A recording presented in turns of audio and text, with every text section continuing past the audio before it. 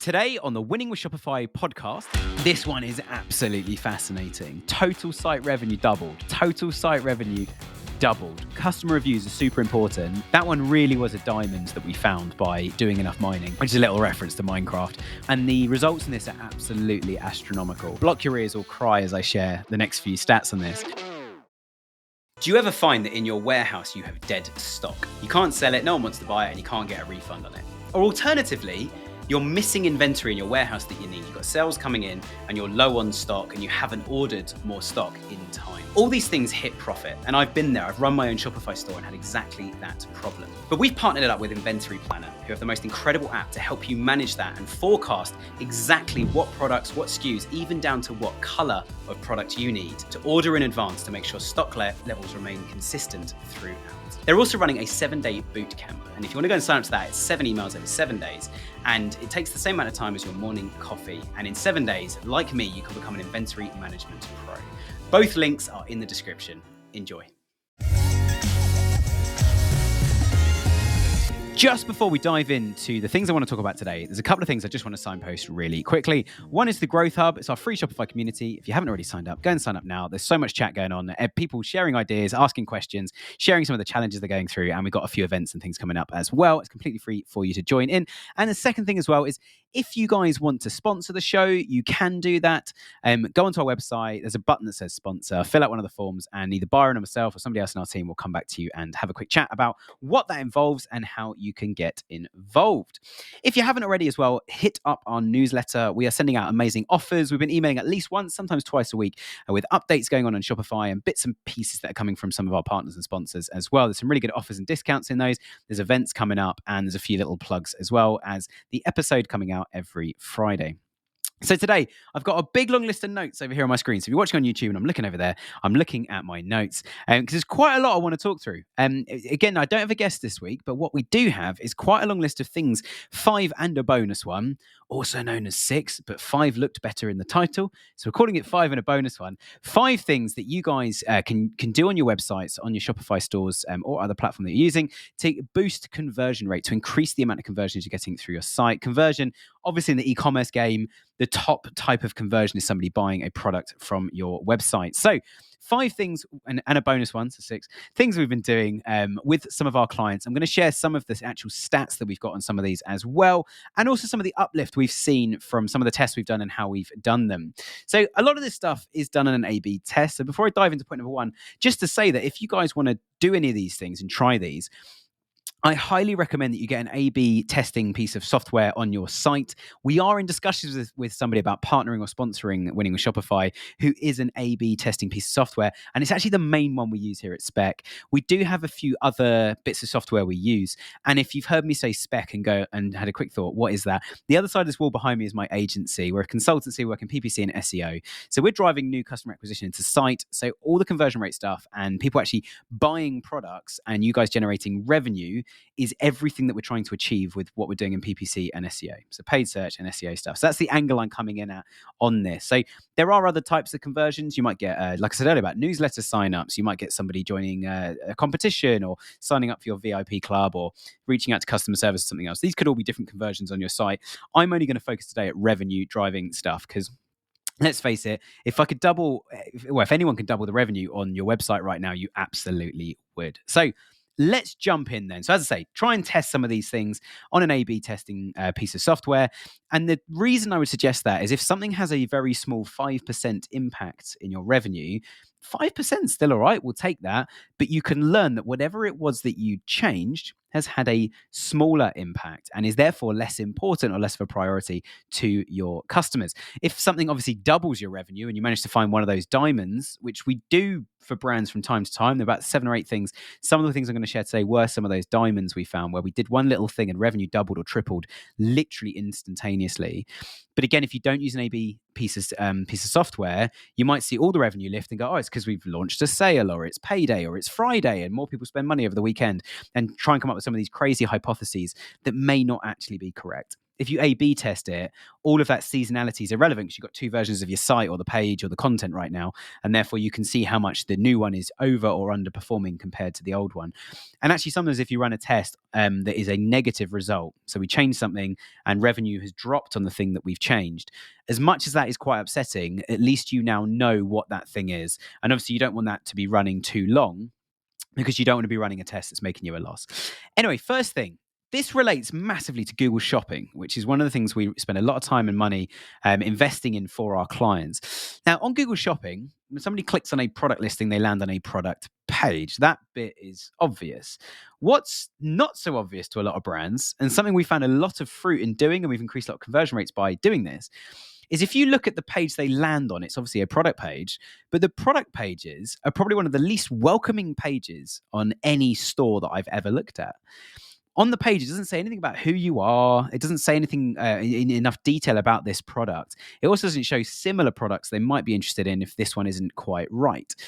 So actually, there's a big opportunity to change that. And again, if you did an A/B test, you could redesign your PDP, your product description page, and have two versions of them and run that in a test to go, the old version that's just got maybe like an image, your pricing, a little bit of information, a little description. And the next thing underneath is like, people also bought this, and then into your footer. There's not a lot of information actually on that page to make a buying decision. Equally, if you just put 20 paragraphs in there and had this big essay, long form content piece of text, that also might put people off because it's like, I'm not reading all of that. You know, customers are lazy. And unfortunately, almost every A/B test I've ever run, I've learned that customers are lazier than I even thought they were based on previous tests. So customers are lazy. But what you can do on a PDP is you can actually add a bit of information, a bit of content, say who we are. You can also extend the product description, because most people are buying a product for a specific reason. So they'll have some questions. So you can extend the product description. You could add FAQs. You could feature your reviews on the page and that sort of thing. We've even done a test last year where somebody had reviews, but they had sort of 5 tabs. The first one was the product description. That was open, and you can click over to go to specifications, dimensions, reviews, FAQs, all on different tabs. When we actually just put them on rows of content on top of one another and just had them all visible down the page, you don't have to click to display anything, conversion rate on that one in particular actually lifted. I think it was 35 or 40% more revenue, because customers now didn't have to click about and try and find how to find that information under the tabs and then read the text. It was all just presented down the page as they scrolled. And we saw on Microsoft Clarity, more people now were scrolling to the bottom of the page. So the content was working well, and it's broken down really, really nicely. Lots of images, bullet point lists, using coloring in a clever way, just to keep the page nice and entertaining to the user to get that information across in a nice way. When we've run PDP redesign tests, and when I say redesign, you don't need to get a designer and get your crayons out and try and design something new. Just by changing the content about and changing the length of content and adding more information to each product, we've seen the 20% uplift on average across all of our clients. And actually, it's quite an easy thing to do. It's just time consuming to actually write the content, but it's certainly not complicated. And on Shopify, you shouldn't really need a designer. It depends what a developer, sorry. Depends what theme, what templates you're using, and that kind of thing. So that's number one. Extend those PDPs and focus on welcoming people to your website when they land on a PDP, especially if you're doing Google Shopping. Number 2, feature actual customer reviews. You've probably heard a few review platforms on the show or seen me involved in a few things with Judge Me, Trustpilot, Yotpo, and a whole range of other review platforms recently. It's been a common theme we've seen on people's websites recently, where the people that think they're not getting enough value from the review platform, we go and have a look at this, and we actually review the way people are using it for some of those platforms I've just mentioned as a bit of a freebie. And we're happy to do it for any of you guys. If you want to reach out to us, it's hello@winningwithshopify.com. Drop us an email. And I'm very happy to look at this on your site. A lot of people just have a widget that says like rated excellent or we're a 5-star company. And what that's missing is it doesn't say how many reviews you've actually got. And it also doesn't say what your exact rating is. It's just 5 kind of stars filled in color. When actually, if you're 4.8, 4.9, by doing some tests, we found out that actually writing 4.8 or 4.9 and having that displayed rather than just 5 gold stars, actually having the rating and the number of reviews, especially once you reach about 500 reviews for your business, having that number of over 500, that actually helps to convert customers much, much more. We've got a test running at the moment where the conversion rate has increased 30% just by branching out and having a bigger widget that says how many reviews there are and the exact star rating. And the second thing we've done on that particular test as well, and if you guys are listening, David and Kate, you know who you are. You're absolute legends. And we're really excited to get to the end of this test as well and see the result. But on that test in particular, the result on that one way we've got the result is we've actually listed out some of the customer reviews as well. They used to just have the icon that would say, like, we're rated 5-star, rated excellent, and that was it. It's a classic rated excellent on Trustpilot. You see quite a lot on the Trustpilot ones, but actually putting some reviews halfway down the homepage, putting them on product pages, putting them on collection pages. So there's only 3 displayed, but it's like Bob said this, Janet said this, Nigel said this. It's like, wow, these are real people that have bought from this business. It's got the date on them, so I can see all these people have bought in the last few days, or left their review in the last few days. This is a real live business. These are real customers, and they're sharing really, really good stuff. So again, we've currently got about 30% uplift on that. I've got a couple of stats here, though. 3 other tests we did prior to that, where that one we've not had enough data to share today. We might share it in the future, but prior to that, 3 tests we did, we had an average of a 30% increase in conversions. And 2 of those in particular, the average order value also doubled. So, sorry, when I say conversions, a conversion rate. So we had a 30% increase in the number of people converting on the site. So for every 10 people, we now had 13 people converting. And we also managed to double the average order value. And that test I mentioned a minute ago, we're actually seeing the same kind of thing, that the average order value appears to have doubled now that we've got those customer reviews on there. What it might actually be is people buying a product or looking at a product and going, in the reviews, everybody mentioned this one massive flagship product that this brand has. I should go and find that and check that out and actually start buying that as well. And we're starting to see that in the data on some of the more recent tests we're doing. So customer reviews are super important. Don't spend all this time generating reviews and having this amazing set of reviews on the review platform's website. Like, get that content on your site, get it front and center, and just decide how important it is on the page. So it's not as important as the product image, the product price, the product description, but straight away under that, this is what our amazing customers say.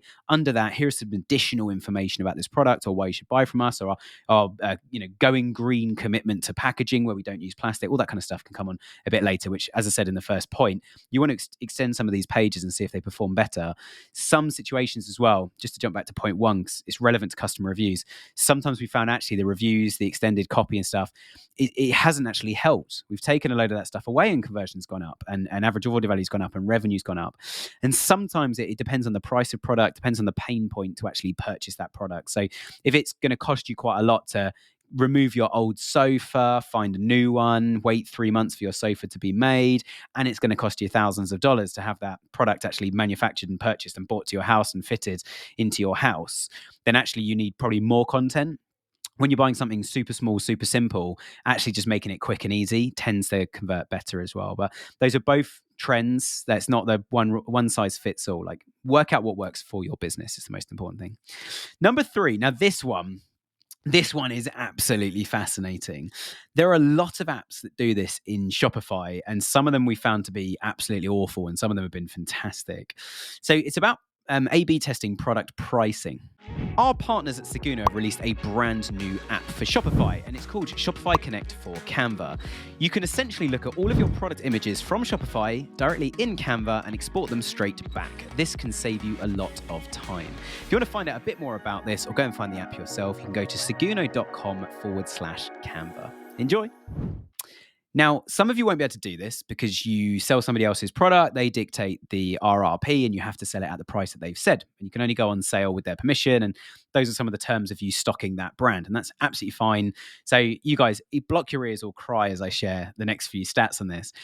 We've had more than one client over the years that have doubled the price of their products before, and the conversion rate has dropped by, the revenue or conversion rate of number of conversions has dropped by less than 50%, or the revenue has dropped by less than 50%.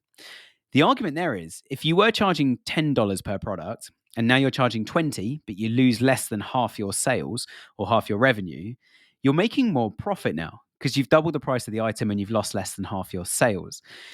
Rory Sutherland, who some of you might know, is an absolute legend. I've read his book recently. I listened to a lot of his podcasts and stuff. He talks quite a lot about this, and I've got a little quote here from him about premium products have to have a painful price point.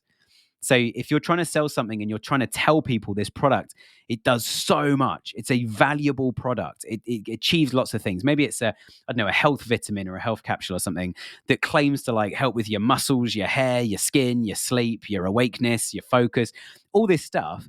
Well, his argument, and I completely agree with this, hence why I'm talking about it in the show, and we've seen this in our own studies. You have to charge a lot of money, and obviously, a lot is a relevant term. You need to work out what is that balance where we're now charging enough that the price matches how incredibly effective this product is, without it being so much that now we can only target the super rich people of this planet. And so what we've done with some clients is you can set an A/B testing app up on Shopify, and you basically say to it, "Look, all the current prices I've got are the minimum. Don't go any lower than that." You can tell some of the tools to do that, but I quite like starting with it. Don't tell it to go any lower than that, but let it increase the prices by up to 40% or up to 100% higher or something, and just let it run. And it will come back and start reporting back product by product, order by order, customer by customer. This is how much you should be charging for these products. Not once have I ever seen anyone use one of these tools on their website and it's come back and said you need to lower your prices, or like there's no change. It's just you just need to keep all your prices exactly as they are. It quite often comes back and goes, do you know what? When we position these two products at this price and then this one at your current base price, the current base price one sells way more effectively and you make more money. There's a whole psychology behind this. There's some really good apps to do this. But as I say, we've had more than one client over the years double their product prices and they've lost less than half their sales, which now means they are so much more profitable, which means we can start spending more on Google ads because we're making more profit per order that's coming in. So it really is a win-win to do that. Number 4. This one's fascinating. This is one of those ones that when I say what it is, you might go, what the heck has that got to do with anything? And the results in this are absolutely astronomical. And I don't use that word often. I try not to exaggerate too much, especially when I'm hosting a podcast. But this one, it's all around pre-order. So a lot of sites have pre-order on them. So you can order this product, but we don't have it right now. We're going to order it in, or it's on the way, and you can pre-order this product. The conversion rate on pre-order, unless you've absolutely nailed your marketing and you're advertising yourselves as a Kickstarter, Indiegogo brand, something like that, where actually pre-order makes sense, where we've seen brands using pre-order, and we had 3 last year in particular. We looked at pre-order and we used Microsoft Clarity and Hotjar to watch people use the website and see what the see what they were doing when they see pre-order. 2 out of the 3 sites, as soon as someone saw pre-order, they left the site altogether. They were just gone. So what we did, 2 of those brands replaced pre-order with in-stock, and then the third brand kept pre-order but also did the next thing that all 3 brands did. Above the add to basket or buy it now button or whatever your call to action is, above that they gave some sort of delivery estimate. So what we learned, and this does, I mentioned Rory Sutherland already, it does go back to something Rory Sutherland talks about quite a lot, which is about expectation and entertainment. So the unknown is scary to people. So if you just say pre-order, it's like, when's it going to arrive? It basically is a tell me when it's back in stock, but you're asking me to pay for it now. People don't want to do that. So if you give an expectation, it's going to take 3 to 6 weeks. Suddenly people start ordering these products. Because they know it's going to be 3 to 6 weeks. And if you've done your research in marketing well, that 3 to 6 weeks is totally achievable. It's actually going to be like 1 to 3, but we're going to put 3 to 4 as the estimate. So we're going to under-promise, going to over-deliver. And customers will be really happy. We'll get better reviews. We can feature those reviews on the site like I was talking about earlier. And our whole business starts to grow nicely and organically. So this one's been amazing. And the worst result we had out of those 3 was a 40% uplift on pre-order items. So we were now making 40% more revenue on pre-order. And we were actually, I didn't get the stat for this, but we were making more money on the non-pre-order, the general in-stock stuff anyway, because people now weren't leaving the site having seen 1 or 2 pre-order items. They were still browsing the site, found a few things in stock and bought stuff in stock. But just pre-order alone, 40% uplift on pre-order items. And that particular brand as well, they had, I think it was about 30 or 40% of their product range was pre-order. So you get an idea as to how much revenue they made out of this thing. And it wasn't obvious when we first started any of these tests. The best result, this is insane, right? We had a 1,200% uplift on pre-order items. Total site revenue doubled. And we did that in September last year, just in time for peak. I'm not saying it was an accident, like we did stuff to make it happen, but we were not expecting that kind of result. So if you have anything on your site that's pre-order, or even if you've got stuff that's out of stock, but you know it's coming back, if you can put something on those products to say, we know it's going to be back by this date, say out of stock becomes pre-order, and delivery by this date, your revenue could be significantly higher than it is at the moment. So that one really was a diamond that we found by doing enough mining, which is a little reference to Minecraft, which I don't have any time to play anymore. It's a fantastic game. Final one. This one we recommend to everybody. We don't always A/B test this. This one I think is kind of obvious, and it's a Shopify specific thing. And what it is, it relates to Shop Pay. So lots of brands have Shop Pay on their website. So you can add to basket. So when you're on the product page, you can add to basket, or you can click Shop Pay. So buy with Shop Pay. Now, depending on the settings you use on Shop Pay, and Shopify have done quite a lot to try and, I was going to say fix this. It to me is broken when I explain why, but they've not declared it as broken, which is fair enough. And for anyone, we get emails saying, are we endorsed by Shopify or affiliated with them? No, we're not. We're completely independent, which is why I can make statements like that. But Shop Pay, on a lot of sites, when you say you add like 4 or 5 items to basket, and then say you've added 5 and you land on your 6th item and you click buy with Shop Pay, it takes you to a single item checkout. All the stuff in your basket has been ignored because you're now going through the Shop Pay system. Now, we've seen some of the issues caused this are the settings in Shop Pay. Some of them is to do with cookie banners, where the cookie is not being carried across now from your website into the Shop Pay system when they go to try and make their purchase. What we actually recommend to everybody to increase average order value and get people to buy multiple products is just have the add to cart button. Don't have a Shop Pay option to check out on Shop Pay. Just don't run the risk with it. What we do instead is we have the add to cart button, and underneath list out Visa, MasterCard, American Express, Shop Pay, Google Pay, Apple Pay, PayPal, Amazon Pay, whatever your payment options you offer on the website, just list all those as icons just to reassure people like, we take all of these payments. So whichever one you want to use, because some people might go, oh, Amex, I can get cashback by using Amex. Or some people might go, oh, I get a really good cashback rate on my MasterCard actually, or I get air miles or something, so I can use my MasterCard. And so by listing those icons, we've also seen ROI increase by doing A/B tests on it. It doesn't tend to be massive. Most people expect these days that any store, and especially on Shopify, you take basically all the payment options, all the different payment providers or different types of card. But do have a look at this Shop Pay one. And what I recommend you do is go incognito on a browser or borrow somebody's phone for 5 minutes, one of your team, and say, can we go on the website on your phone? Let's add 3 or 4 items to cart. Now let's go on another product and click buy with Shop Pay. And if it takes you a single item checkout, you are probably missing out on loads and loads of revenue from that as well, which is a massive shame. And again, it's so simple to fix and it's not obvious until someone like myself comes along to tell you. So there we go. I hope you've enjoyed these 5 points. As mentioned earlier, we actually have 6. There's a bonus one at the end. You might have caught an episode I did with Chase Clymer recently, who's another podcaster. He's an absolute legend. We've become really good friends recently, and we've been on each other's shows. He and I agree on this. He mentioned at one of his shows. I went back and realized we were already testing this in my agency, and I looked at some of the results, and it's fantastic.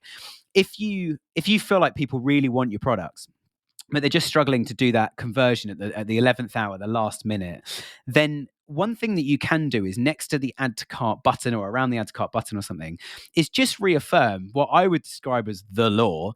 I don't know exactly what the laws are in the US because I've never lived in the US and therefore ordered lots of stuff, but certainly in the UK and I know in the EU, and it probably is the same in the US. If you buy a product and you're not happy, you have what are called in the UK consumer rights. You can return that product, you can send that product back. So what we do next to it is we just reaffirm the law, and what we put is something along the lines of free 30-day money back guarantee. Something like that. And all we're doing is saying we have to offer you a money back guarantee and it has to be free. It might be that we offer free returns or something. But most importantly is you're reassuring people at the last minute, look, I know you're keen on this product because you're looking at it, but you've not purchased it yet. Chuck it in the basket. If you're not happy, it'll be fine, but we know you're going to love this product. With the free returns, which kind of relates to this as well, the money back guarantees, we've run tests before where we've convinced clients, and it's not easy sometimes, bigger organizations takes ages to get this approved, but convince them to do free returns and say, look, offer free returns. And what we tend to find is the return rate doesn't change, but the conversion rate goes up. People are now reassured because you're showing confidence in your products. So if you're not confident in your product and you're not confident that your customers are going to want to return it or not, I suggest looking at the products first, getting the products absolutely nailed, making sure the marketing of the products is really clear as to what it is, and then you can start offering guarantees like this and making free returns a really big prominent thing on your website. So I'm just going to relay your 6 pieces of, 5 and a bonus piece of homework, but 6 bits of homework for the next week. Number 1, look at your PDPs, welcome people into the site, add some more information, and make sure you're covering all of their questions so that they can make a buying decision. Number 2 is feature actual customer reviews. So when somebody reviews something, make sure the review is actually visible on lots of different pages, especially those product pages. Test your product pricing to see if you can put your prices up and not lose any conversion whatsoever, but make a load more money and bigger margins, which means you can spend more on advertising channels. Number 4 is address pre-order. If you use that or out of stock, have a think about, could we make it pre-order or back in stock soon, or order now for delivery on this date? Imagine if a truck turned up and you'd already sold 10% of the stock that was in that truck, delivering products to your website. Fantastic. Number 5 is check your ShopPay settings to make sure you're not doing a single item checkout through ShopPay.